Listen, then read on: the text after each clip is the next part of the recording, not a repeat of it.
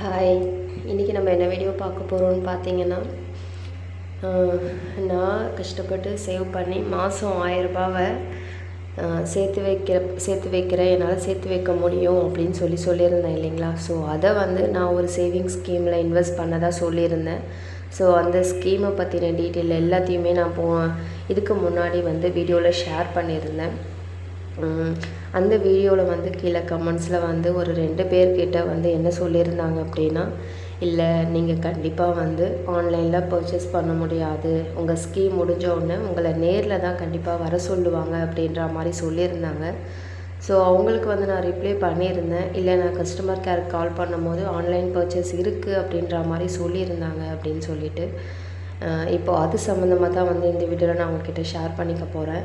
இதுக்கு முன்னாடி எனக்கு என்ன தோணுச்சு அப்படின்னா, நம்ம இதை சொல்ல தேவையில்லை அப்படின்ற மாதிரி நினச்சேன். பட் இன்னொரு விஷயம் என்னென்னா, இல்லை கண்டிப்பாக ஷேர் பண்ணணும். ஏன்னா இப்போ என்ன மாதிரி எத்தனை பேர் நம்ம ஆன்லைனில் பர்ச்சேஸ் பண்ணிக்கலாம்னு சொல்லிட்டு எங்கேயோ ஊரில் இருந்து ஸ்கீம் போட்டிருப்பீங்க. ஸோ அவங்களுக்கெல்லாம் கண்டிப்பாக அந்த வீடியோ யூஸ் ஆகும் அப்படின்றதுக்காக தான். இன்னொரு விஷயம் என்னென்னா, நானுமே கூட ஒரு குழப்பத்தில் தான் இருக்கேன். ஸோ இன்னும் எனக்கு ஒரு தெளிவு கிடைக்கல, தெளிவு ஆகலை. ஒரு டபுள் மைண்டாக தான் அப்படி தான் இருக்குது. ஸோ இந்த வீடியோ பார்க்குற நீங்கள் இதுக்கு முன்னாடி நான் சொல்கிற கடையில் ஸ்கீம் போட்டு ஆன்லைனில் பர்ச்சேஸ் பண்ணியிருக்கிறீங்களா, நிஜமாலே ஆன்லைனில் பர்ச்சேஸ் பண்ணுறதுக்கான வசதி இருக்கா அப்படின்ற விஷயத்தையும் நீங்கள் உங்கள் லைஃப்பில் பண்ணியிருந்தீங்கன்னா எனக்கு கீழே கமெண்ட்டில் சொல்லுங்கள். ஸோ நான் தெரிஞ்சுக்கிறேன். நான் போட்ட அந்த வீடியோ கீழே வந்த கமெண்ட்ஸ்க்கு அப்புறம் நான் பார்த்த வீடியோலையும் போயிட்டு நான் கமெண்ட்ஸ் எல்லாம் செக் பண்ணி பார்த்தேன். ஸோ அந்த வீடியோ போட்டவங்களும் ஆன்லைன் பர்ச்சேஸ் இல்லை அப்படின்ற மாதிரி தான் சொல்லியிருந்தாங்க. பர்சனலாக நானுமே அவங்கக்கிட்ட கேட்டிருந்தேன், ஆன்லைன் பர்ச்சேஸ் பண்ண முடியாதா, நான் சென்னையிலேருந்து ஸ்கீம் போட்டிருக்கேன் அப்படின்னு சொல்லிட்டு. ஸோ அவங்களும் எனக்கு என்ன ரிப்ளை பண்ணாங்கன்னா, ஆன்லைன் பர்ச்சேஸ் இல்லைன்னு தான் சொன்னாங்க. எனக்கு ஒரு விஷயம் புரியல. ஸோ கடையை பற்றிலாம் எந்த ஒரு ஃபால்ட்டும் கிடையாது. கடை பெஸ்ட்டு ஷாப் தான்.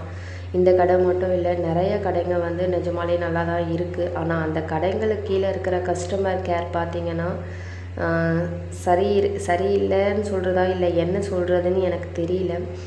ஏன்னா இப்போ கஸ்டமர் கேர்னால் என்னென்னா, ஒரு அவங்கள பற்றி யாருக்கு அவங்க கஸ்டமர் கேராக வேலை செய்கிறாங்களோ அதை பற்றின ஃபுல் டீட்டெயிலையும் உண்மையாக நமக்கு எக்ஸ்பிளைன் பண்ணுறது தானே ஒரு கஸ்டமர் கேரோட வேலை.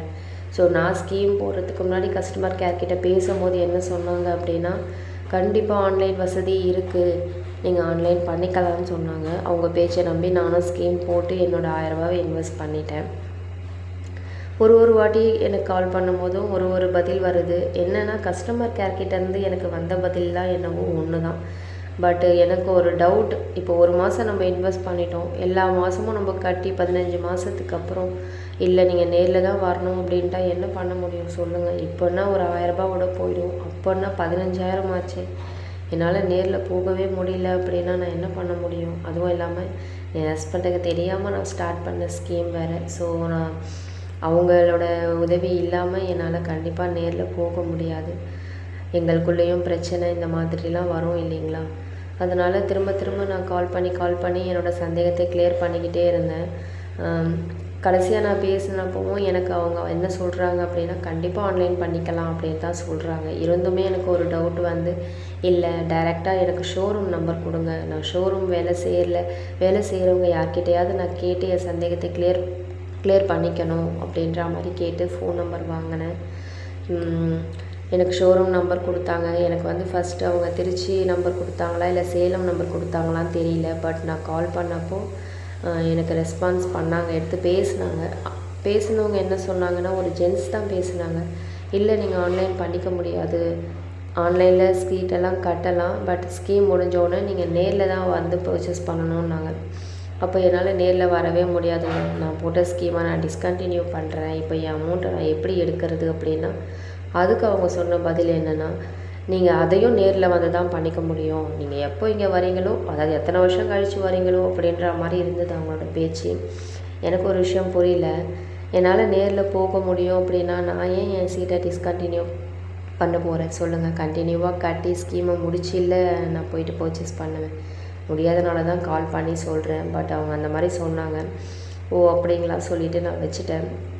ஒரு நாள் ஃபுல்லாகவே எனக்கு ஒரு மாதிரி குழப்பமாகவும் ஒரு சந்தேகமாகவும் 2வது ஒரு கவலையாகவும் போச்சு. ஏன்னா நம்மளே கஷ்டப்பட்டு சிறுக சிறுக சேர்த்து வைக்கிறோம்.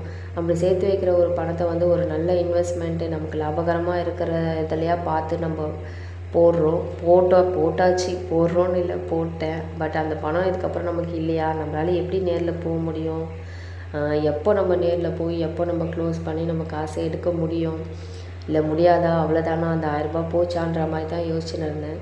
அப்புறமும் எனக்குள்ள ஒரு கேள்வி என்னென்னா, நம்ம இப்போ கஸ்டமர் கேருக்கு கால் பண்ணி கேட்டோமே, அவங்க ஏன் போய் சொன்னாங்க? அந்த கடையோட கஸ்டமர் கேர் தானே இவங்க சொல்கிறத வச்சு தானே நம்ம ஸ்கீம் போட்டோம். சரி ஓகே, இப்போ எனக்கு 1000 ரூபாவோட முடிஞ்சு போச்சு. 5000 10,000 போட்டு இருந்தால் அவங்கெல்லாம் என்ன பண்ணியிருப்பாங்க?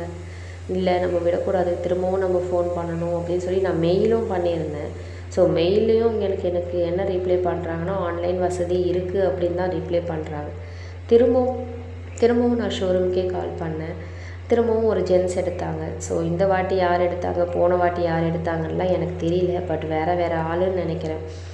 இந்த வாட்டி எனக்கு ஃபோன் எடுத்தவங்க என்ன சொன்னாங்கன்னா, டைரெக்டாக நான் அந்த சீட்டு செக்ஷனில் வேலை செய்கிறேன், அவங்க நேம் உட்பட எல்லாத்தையும் என்கிட்ட சொன்னாங்க. நீங்கள் தைரியமாக உங்கள் சீட்டை கண்டினியூ பண்ணுங்கள், கண்டிப்பாக ஆன்லைன் வசதி இருக்குது.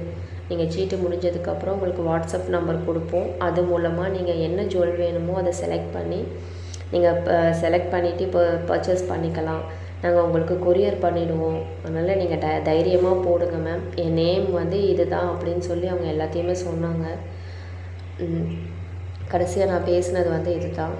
இப்போ வந்து எனக்கு டபுள் மைண்டாக இருக்குது. ஏன்னா நான் ஒரு வாட்டி கால் பண்ணும்போதும் ஒரு பதில் வருது.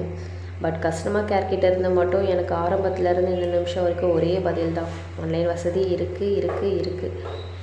இப்போது எனக்கு என்ன பண்ணுறதுனே தெரில, குழப்பமாக இருக்குது. சீட்டை அப்படியே கண்டினியூ பண்ணலாமா, இல்லை போனது போட்டோம் அப்படின்னு சொல்லி அந்த 1000 ரூபாவோட விட்டுடலாமா,